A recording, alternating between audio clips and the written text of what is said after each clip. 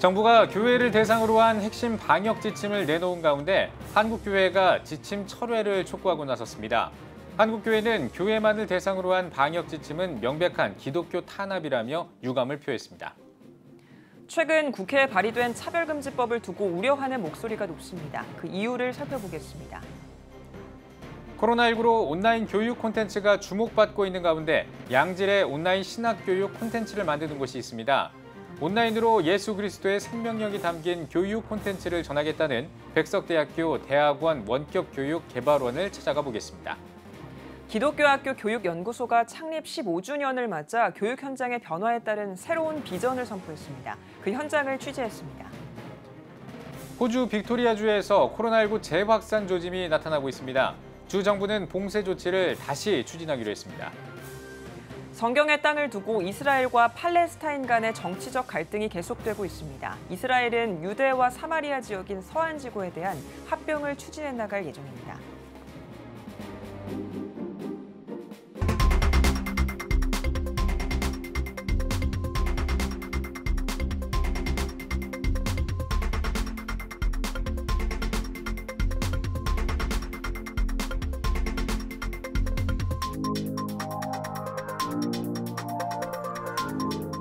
시청자 여러분 안녕하십니까? 7월 10일 CTS 뉴스입니다.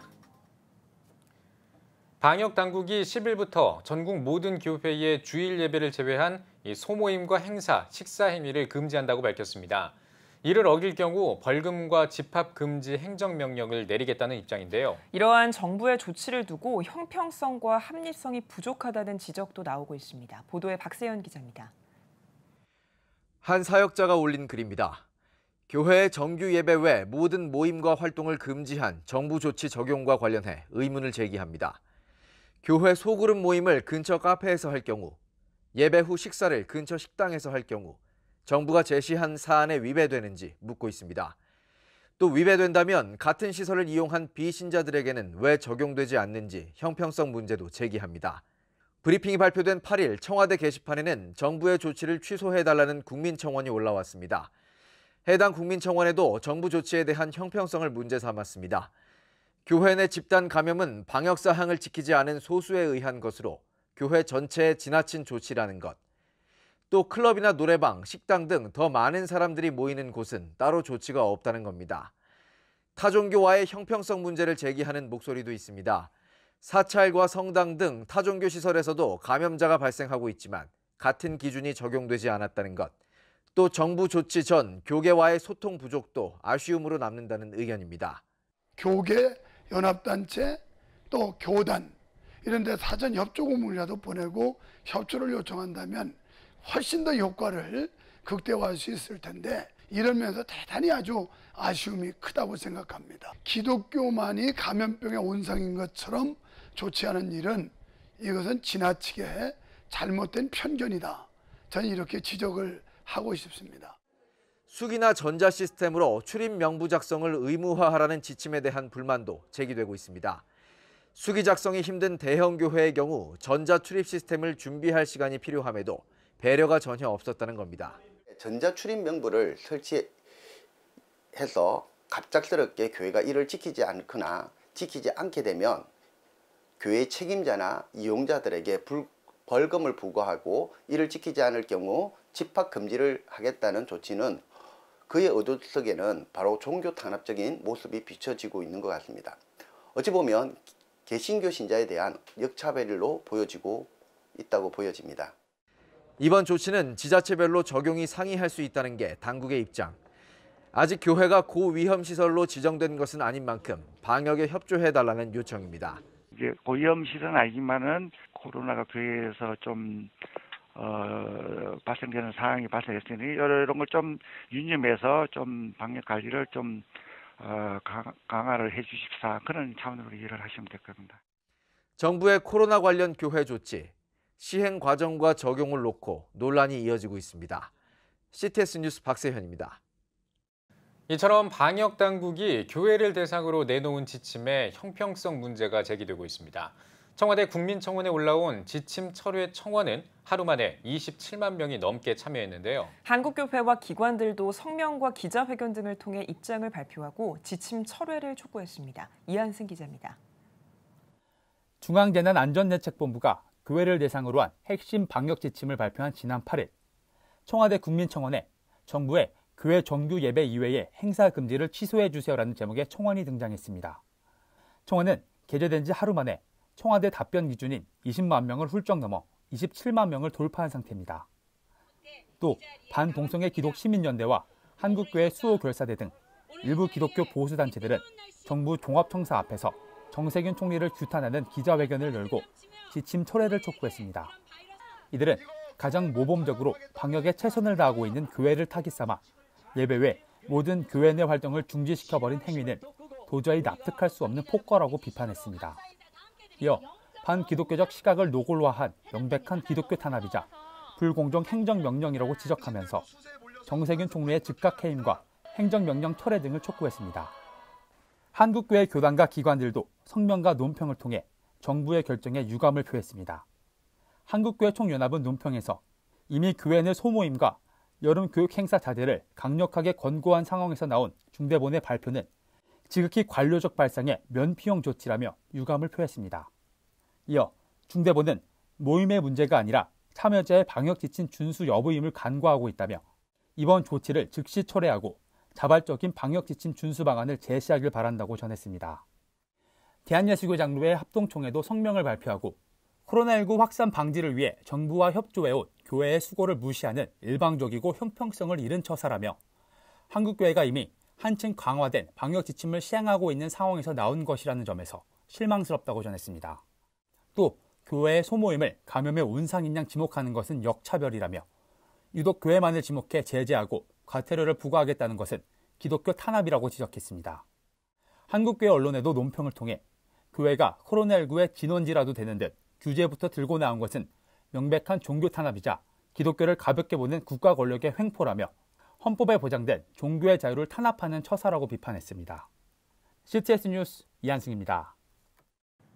지난 시간에 포괄적 차별금지법이 통과될 경우 생길 수 있는 많은 변화들을 전해드렸었습니다. 시민사회와 교계단체들은 차별금지법이 국회를 통과할 경우 교회와 군대를 포함한 우리 사회 곳곳에서 큰 피해를 야기할 수 있다며 우려하고 있습니다. 최대진 기자가 전해드립니다. 정의당 등 10명의 국회의원이 국회의안 발의 최소 인원을 채워 발의한 차별금지법으로 인해 시민, 교계단체들의 반발이 더욱 거세지고 있습니다. 차별금지법을 반대하는 시민단체와 교계단체들은 교회에서 동성애를 반대하는 설교를 한 경우 손해배상과 징벌적 손해배상, 민사상 책임과 형사상 책임을 질 수 있다고 말합니다. 교회 내에서는 많은 목사님들이 일단 위축될 수밖에 없습니다.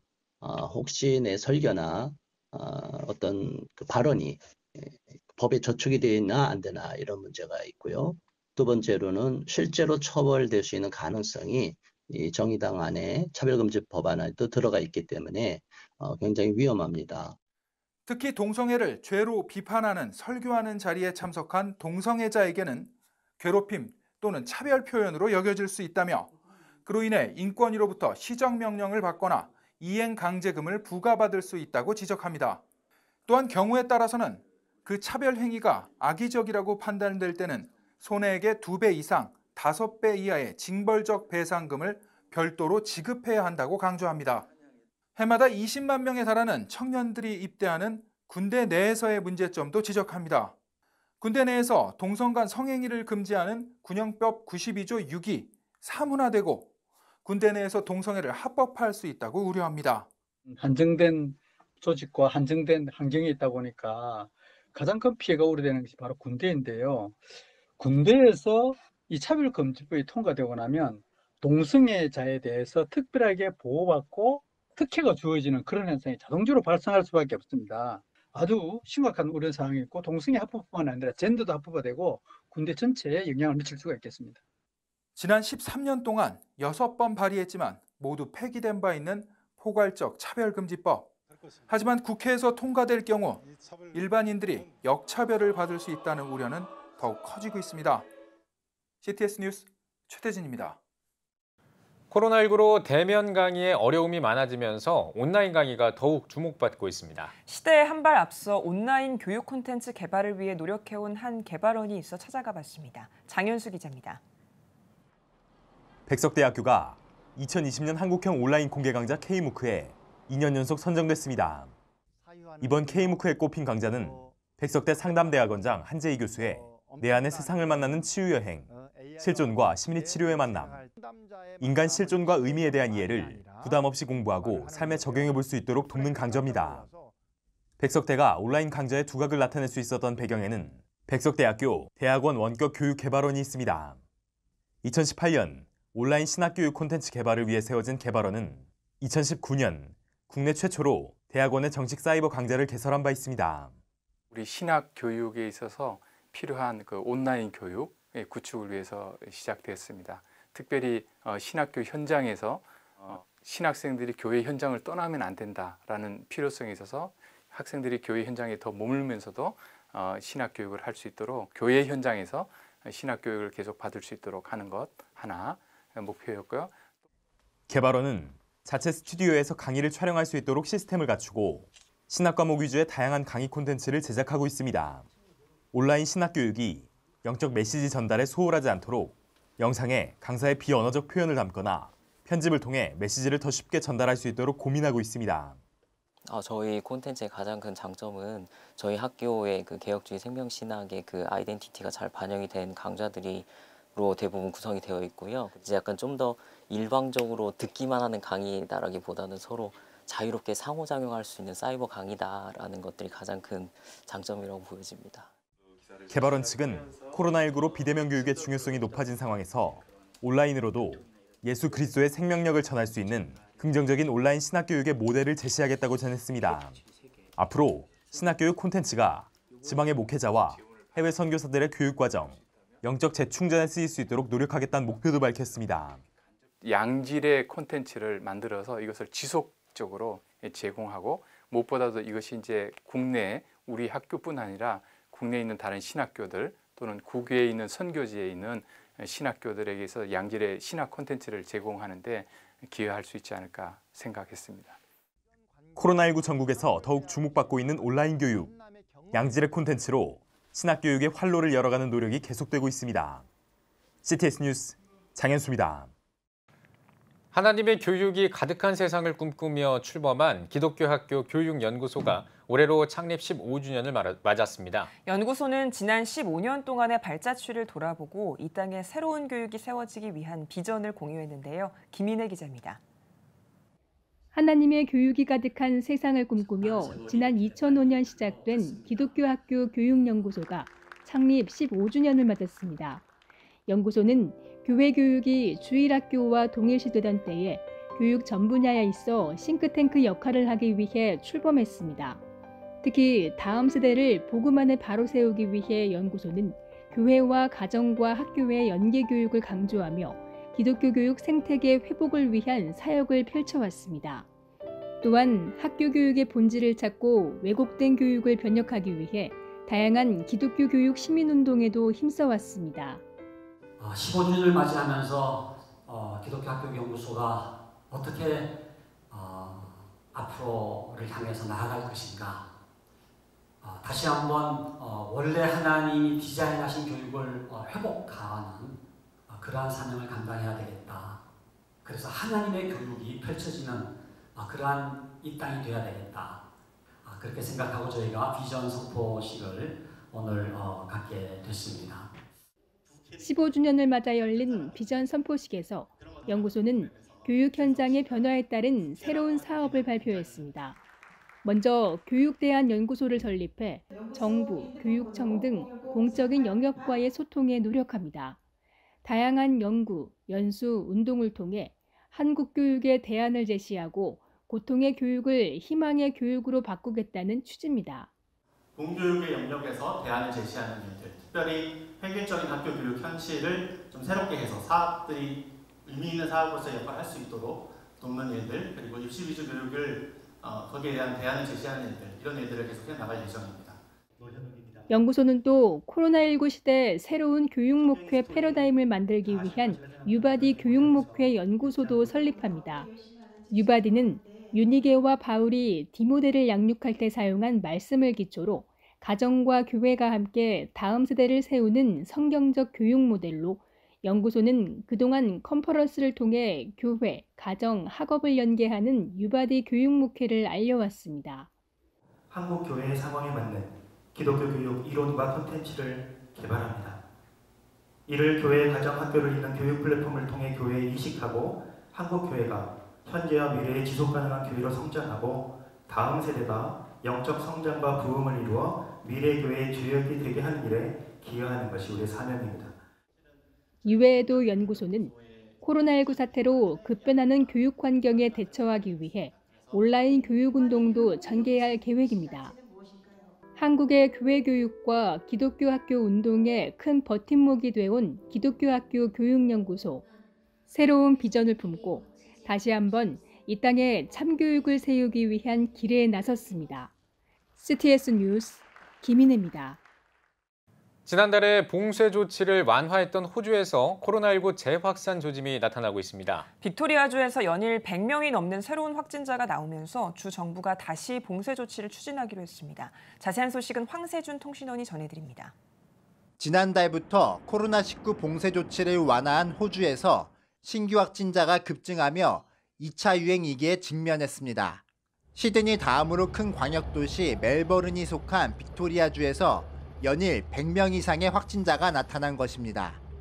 이에 빅토리아 주정부는 지난 수요일 자정부터 490만 이상이 거주하는 멜버른 대도시권에 6주간 3단계 봉쇄 조치를 내렸습니다. I didn't want to be in this position, no Victorian does. But let's not see this as simply an inconvenience. It's much more than that. It's a pandemic, and it will kill thousands of people if it gets completely away from us. 빅토리아 주정부는 이전보다 한층 강화된 봉쇄 조치를 적용했습니다. 100년 만에 처음으로 시드니가 있는 뉴사우스 웨일즈와의 경계를 폐쇄하며 왕래를 차단했습니다. 봉쇄 지역의 주민들은 음식과 생필품 구입, 치료, 자택근무가 불가능한 업무 등 필수적인 사유에만 외출이 허용됩니다. 하지만 확진자 대다수가 나온 몇몇 임대 아파트 단지에는 닷새 동안 전면 봉쇄령이 내려져 경찰이 외부 출입을 완전히 통제하고 있습니다. 다른 스테이트는 서서히 더 풀어져 가는 상황인데 빅토리아는 반대로 확진자가 더 확산되는 상황이고 사람들을 더 긴장하게 만들고 분노하게 만드는 그런 상황인 것 같아요. 교회도 예외는 아니었습니다. 6월 말부터 빅토리아 주정부의 봉쇄 완화 조치로 20명까지 가능했던 오프라인 예배도 전면 금지되고 온라인 예배만 허용됐습니다. 완전한 오프라인 예배 재개를 기다리고 있던 교인들과 사역자들의 마음은 허탈하기만 합니다. 그래서 저희 교회 같은 경우도 새벽 기도회를 어제까지 했거든요. 그런데 이제 못하는 거예요. 실제적으로 이렇게 마음으로 말하면 절망적이고요. 온라인 예배에 익숙해져서 교회에 대한 어떤 신앙관, 인식들이 많이 흐트러질 수 있는 위기감에 놓여 있거든요. 그래서 그런 부분들을 위해서 기도를 좀 해주셨으면 좋겠습니다. 한편 신규 확진자가 거의 발생하지 않고 있는 다른 지자체주들은 빅토리아주의 2차 유행에 긴장하며 사태를 예의주시하고 있습니다. 호주 시드니에서 CTS 뉴스 황세준입니다. 이스라엘에서는 서한지구 합병에 대한 논란이 계속되고 있습니다. 서한지구에 사는 유대인 정착민들은 현재 교착 상황이 팔레스타인과 이스라엘 양측 주민 모두의 삶을 어렵게 만들고 있다며 변화를 위해 합병이 이루어져야 한다고 주장하고 있습니다. 네, 자세한 소식은 명영주 통신원이 전해드립니다. 이스라엘 정부가 서한지구 합병을 추진하기로 예정했던 7월 1일이 전 세계의 반대 속에 아무런 발표 없이 지나갔지만 합병을 둘러싼 공방은 여전히 끊이지 않고 있습니다. 트럼프 중동 평화안의 일환으로 합병을 추진하는 것에 대해 여러 근본적인 문제가 제기되고 있는 가운데 서한지구에 거주 중인 이스라엘 시민들은 이제서야 살고 있는 지역에 이스라엘의 주권을 적용할 때라고 소리를 높이고 있습니다. I think the Trump deal is a great opportunity to try and move forward where previous attempts have failed. 이스라엘은 1967년 6.1 전쟁 때 요르단으로부터 서안지구와 동예루살렘을 털어냈습니다. 그러나 국제사회의 끊임없는 압박, 그리고 아랍 국가들과의 평화를 위해 1993년 오슬로 협정을 맺어 서안지구 일부를 팔레스타인 자치정부가 관할하도록 했습니다. According to the Oslo Agreement, which is the only international legal agreement that exists right now in Judea and Samaria, the area was divided into three. Area A and B under the Palestinian Authority control, and Area C is under full Israeli control. 이번에 합병을 통해 이스라엘 주권을 적용하고자 하는 지역은 이스라엘이 관할하고 있는 C 지역입니다. 6.1 전쟁 이후 53년이 지난 지금 서안지구 C 지역에는 40만여 명의 유대인과 30만여 명의 팔레스타인인이 살고 있습니다. 그러나 이곳은 국제법상 분쟁 지역으로 되어 있기에 유대인 정착촌이 마을 증축이나 도로 건설 등의 기본 인프라 공사를 하기 위해서는 군에서 허가를 받거나 1967년 이전의 법을 따라야 합니다. There are things that were still governed by the Jordanian law because they were the previous occupiers. In land issues, for example, were governed by the Ottoman law. Property law looked completely different. Property transactions looked different. The market looked different. It is not equipped to the reality today. Even someone, Ahmed, that live in Ramallah and want to work in Jericho, he should drive on the same road. He needs to drink water. Who will bring the water? And without sovereignty, the Israeli government don't take care about this area. 이스라엘 건국 72주년이 지나는 동안 유대인, 팔레스타인인 모두 각각 삶의 터전을 이루며 살아가고 있지만 해결되지 않는 이팔 분쟁과 정치적 상황은 이들을 계속 과거에 매여 살게 하고 있습니다. 이스라엘 서안지구에서 CTS 뉴스 명영주입니다. 코로나19 때문에 필리핀 해외 근로자들이 고국으로 속속 돌아가고 있다고 합니다. 하지만 이들에 관한 제도와 행정이 제대로 뒷받침되지 않아서 어려움이 많다고 합니다. 한국교회가 도움의 손길을 펼치고 있다고 하는데요. 필리핀에서 윤여일 통신원입니다. 마닐라 임마누엘 교회가 필리핀 해외 근로자들을 위한 선교 활동을 펼쳤습니다. 현재 필리핀은 코로나19 팬데믹 상황으로 인해 귀국을 결정한 해외 근로자들이 늘어나고 있습니다. 하지만 귀국 후 국내선 공항에서 발목이 잡혀 고향으로 돌아가지 못하는 사람들이 있습니다.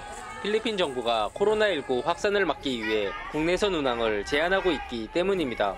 Nung pumunta kami ng airport, nalaman namin na lahat pala ng nandoon na nauna sa amin, canceled din pala lahat ng flight nila, Cebu Pacific din. Kaya doon na lang kami natulog kasi hindi na kami pwede bumalik sa accommodation namin. Kasi nagpirma na kami ng waiver doon na hindi na kami makakabalik. Wala naman kami ditong kamag-anak. Kaya doon na lang kami natulog. Nakipagsapalaran ba? 이번 코로나19 사태로 필리핀 해외 근로자는 총 45만 명이 넘게 귀국 또는 귀국 예정에 있습니다. 앞으로도 수십만 명이 귀국할 예정에 있지만 귀국 후 고향으로 돌아가는 시스템이 제대로 마련돼 있지 않은 상황입니다. 이 코로나 사태로 외국에서 일자리도 잃고 귀국을 했는데 비행기가 없어가지고 또 집에도 못 가는 이 상황을 보니까 정말 안타깝고 지금 바닥에 제대로 돗자리도 없어가지고 박스를 깔고 있고 그리고 태풍이 와서 땅이 젖어 있고 이런 모습을 보니까 많이 안타깝습니다. 마닐라 임마누엘 교회는 마닐라 공항 인근에 발이 묶인 필리핀 해외 근로자들을 돕기 위해 나섰습니다. 임시시설에 머무르는 수백 명의 사람들에게 구호품을 전달한 것입니다. Mamimigay po sila, taga-Pasay po sila, mamimigay po sila ng mga wet wipes at saka alcohol po.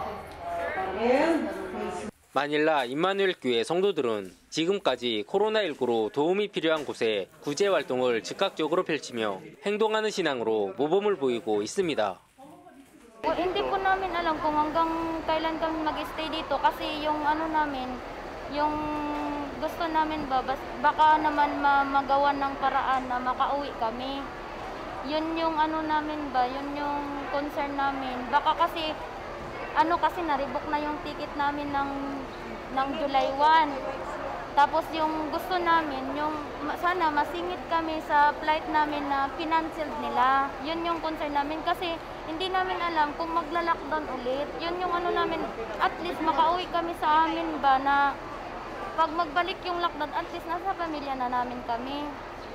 코로나19로 필리핀 곳곳에서 발생하는 어려움에 한국 교회가 주님의 사랑을 전하고 있습니다.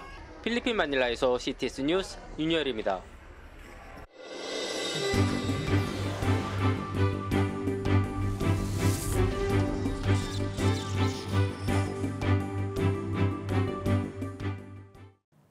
지난달 30일에 중국 전국인민대표대회가 홍콩 국가보안법을 만장일치로 통과시켰습니다.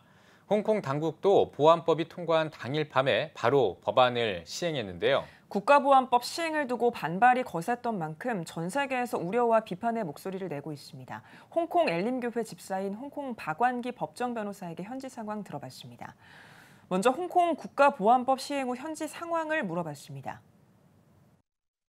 이제 보안법이 시행된 지 일주일째를 접어들고 있습니다. 시행 첫날은 보안법에 반대하며 시위하던 시위대 중 370여 명이 체포되었고 현재까지 알려진 바로는 그중 최소 10명 정도는 보안법 위반 혐의가 적용될 것으로 알려지고 있는데요. 그 이후에도 홍콩 공공도서관에서 민주화 인사들의 저서가 자취를 감추고 있다는 홍콩 현지 언론들의 보도가 나오고 있습니다.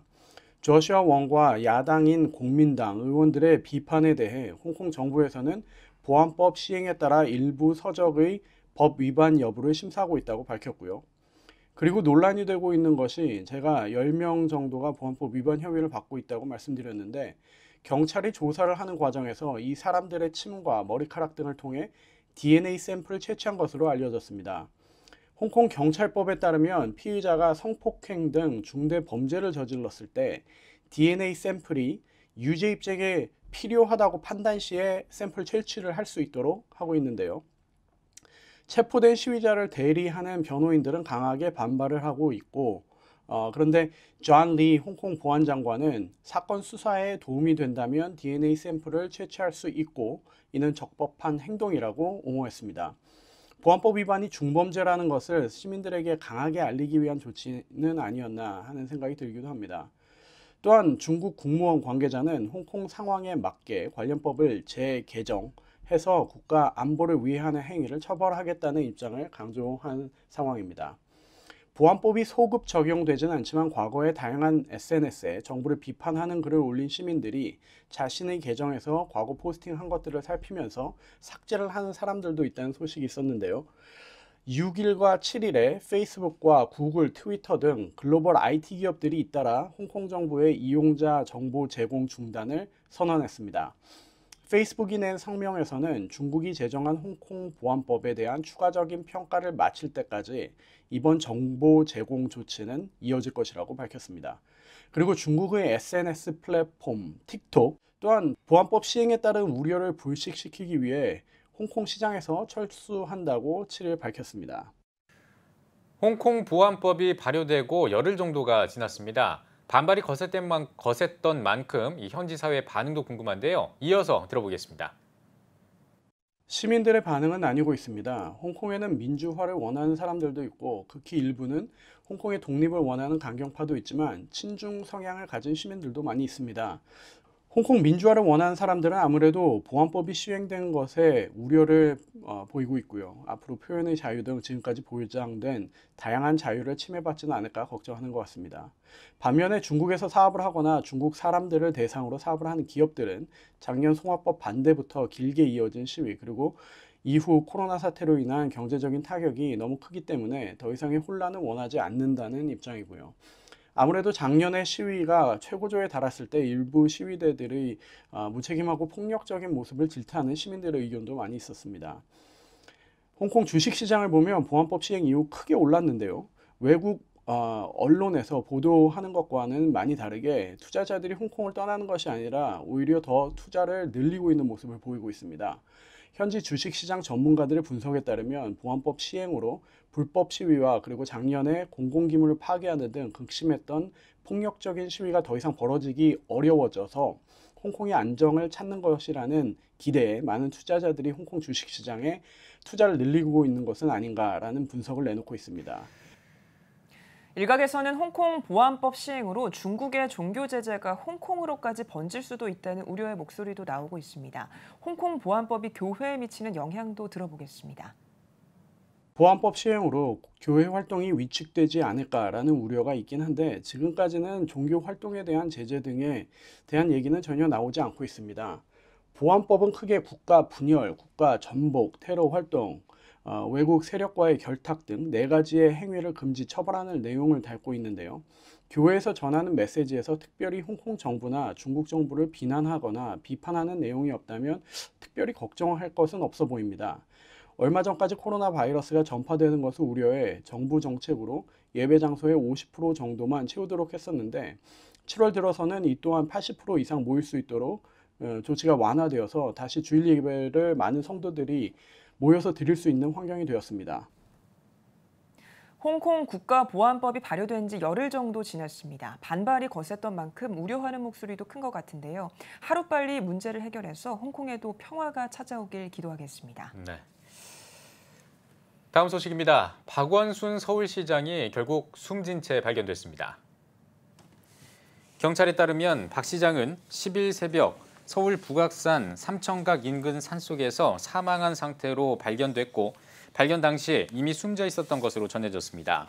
앞서 경찰은 9일 오후 5시쯤부터 이상한 말을 하고 나간 뒤 전화기가 꺼져 있다는 박 시장 딸의 실종 신고를 접수받아 수색에 들어갔습니다. 신고 이후 경찰 등은 약 7시간 수색 끝에 박 시장 시신을 찾았습니다. 박 시장은 서울 종로구 서울대병원에 안치됐습니다. 박 시장의 장례는 서울특별시장상으로 5일장으로 치러질 예정이며 서울시청사 앞에 분향소를 설치할 계획입니다.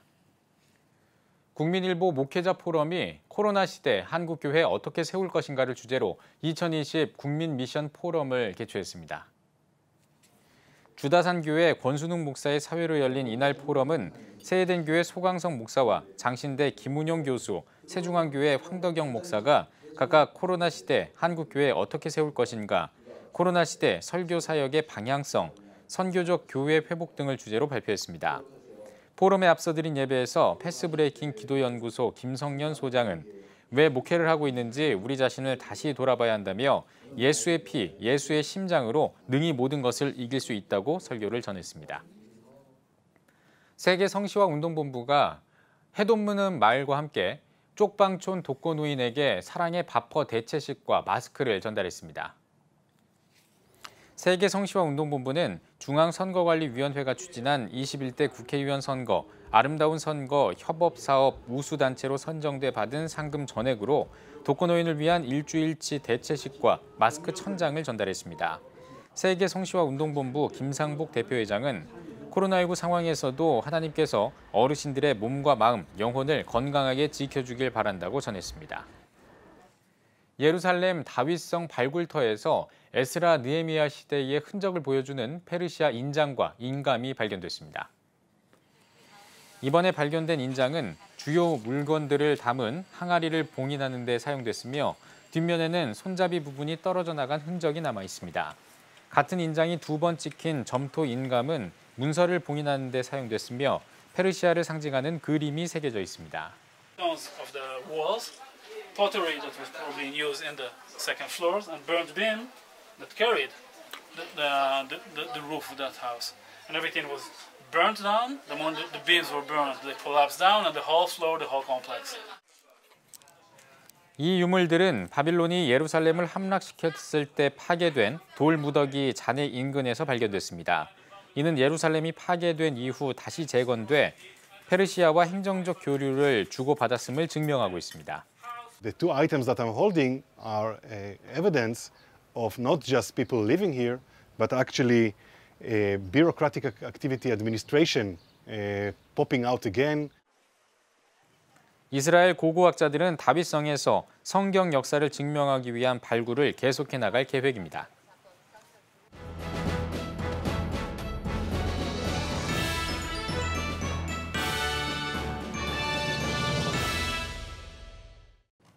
전국 각 지역별 네트워크 뉴스입니다.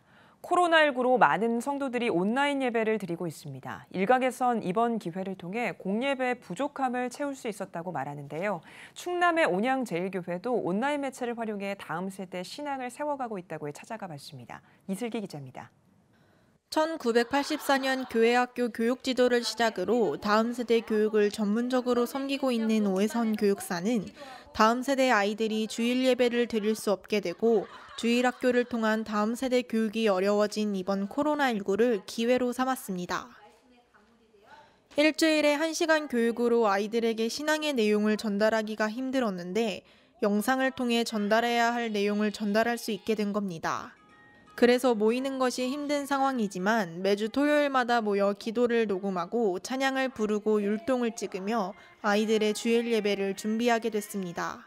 일주일에 1시간 교육으로 어떻게 아이들에게 이 신앙의 내용을 다 전달할 수 있을까 굉장히 고민이 많았거든요. 그런데 영상을 찍으니까 이 영상은 30분, 20분을 찍어도 그 속에 정말 한 달 이상의 분량이 함축적으로 녹아 들어가는 거예요. 신앙으로 각인돼야 될 것을 그 속에 미리 다 집어넣어서 이것을 아이들이 계속 반복해서 들으면서 노래도 외우고 말씀도 외우고 아이들에게 영상으로 예배를 전달하게 되면서 매주 드렸던 주일 예배보다 준비 시간도 더 길고 힘이 들었지만 주일 예배 1시간을 통해 채울 수 없었던 부족함을 채울 수 있는 시간임을 느끼게 되었습니다. 최선을 다해 찍은 영상이 부모들에게 보내지고 부모들을 통해 자녀의 신앙교육의 주체가 되는 시간이 된 것입니다. 하나님께서 우리 교회에 정말 신앙교육은 부모가 주체가 되어야 되는데 그동안 교회학교가 신앙의 주체인 것처럼 잘못 인식되었잖아요. 코로나19를 통해서 부모들이 그 영상을 받아서 자녀를 신앙을 교육하는 주체가 되는 그런 시간이 되었다? 모이는 것이 어려운 이때 한국교회 그리고 다음 세대의 위기라고 말하지만 오해선 교육사의 섬김처럼 위기를 기회로 삼아 예배의 소중함을 깨닫고 다음 세대를 향한 신앙교육의 패러다임이 변화해야 될 때입니다. 하나님께서 이번에 또 좋은 기회를 주셨고 또 힘들지만 이걸 통해서 또 새로운 변화, 혁신, 또 그동안 한국교회가 좀 지루했잖아요. 그리고 예배 드리면서 지루하다 하고 형식적으로 예배를 드렸는데 이번에 예배가 이렇게 소중하구나 이런 것도 깨닫고 그래서 다시 한번 힘을 내서 예배도 좀 더 깊이 수준 있게 드리고 그리고 하나님 만나는 영적인 예배 이런 예배를 드릴 수 있게 되기를 바랍니다. CTS 뉴스 이슬기입니다. 코로나 사태를 겪으면서 교회도 미디어 활용 능력을 갖추는 게 중요해졌습니다. 하지만 어디서부터 어떻게 준비해야 하는지 지역교회들은 막막하기만 한데요. 그래서 CTS 중부본부가 교회를 위한 미디어 활용법을 소개하는 컨퍼런스를 개최했습니다. CTS 충북방송 이승희 기자입니다. CTS 중부본부가 주최하는 2020 미디어 컨퍼런스 슬기로운 방송생활이 7일 청주 청북교회에서 열렸습니다. 이번 컨퍼런스는 CTS가 최근 코로나19 사태로 중요성이 더욱 부각되고 있는 교회의 미디어 활용과 컨텐츠 제작을 돕기 위해 마련했습니다.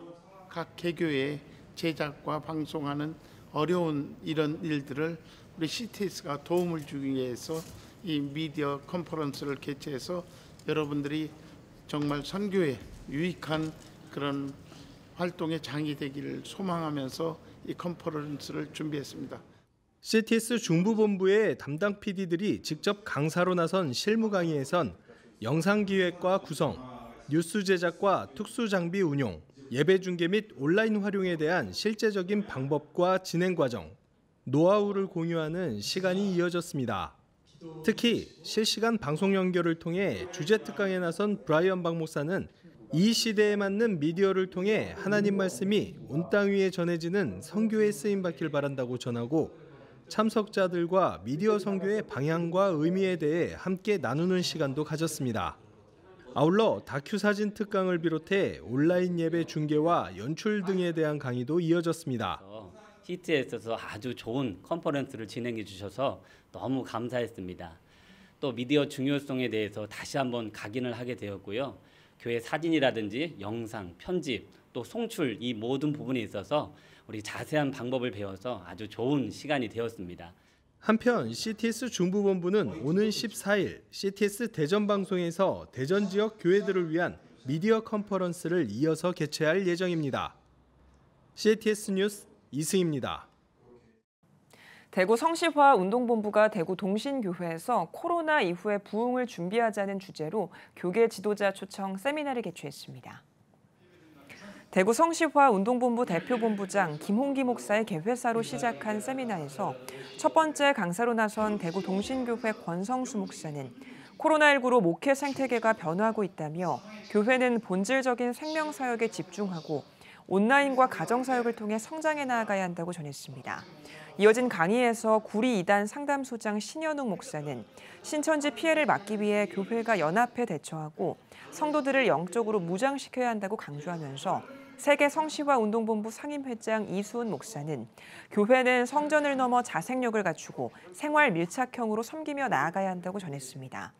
이번 세미나는 코로나 이후의 목회 방향을 제시하고 대구 성시화 운동본부의 활성화를 위해 대구 지역 목회자와 교계 지도자를 초청해 열렸습니다. 코로나 이후에 우리가 어떻게 목회를 하면 될까?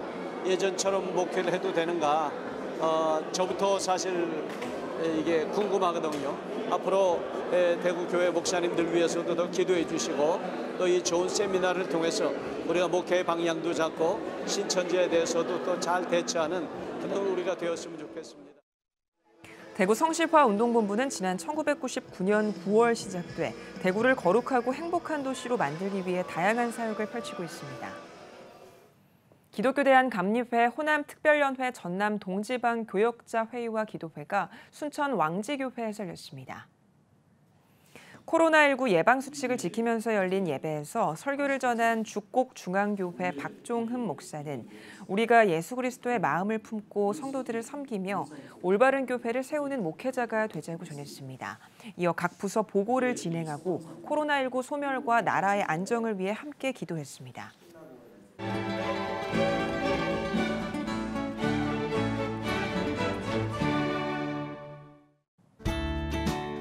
내일은 전국이 흐리겠습니다. 아침 최저기온은 21도에서 22도, 낮 최고기온은 21도에서 32도가 되겠습니다. 주간 날씨 해봅니다. 12일은 충남과 전라도, 제주도, 13일과 14일은 전국에 비가 오겠습니다.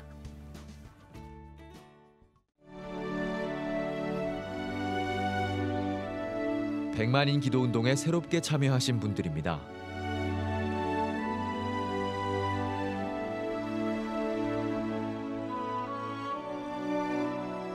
백만인 기도운동을 통해 보내주신 후원금은 국내는 물론 전 세계를 향한 CTS의 영상 선교 사역을 위해 소중하게 쓰이고 있습니다.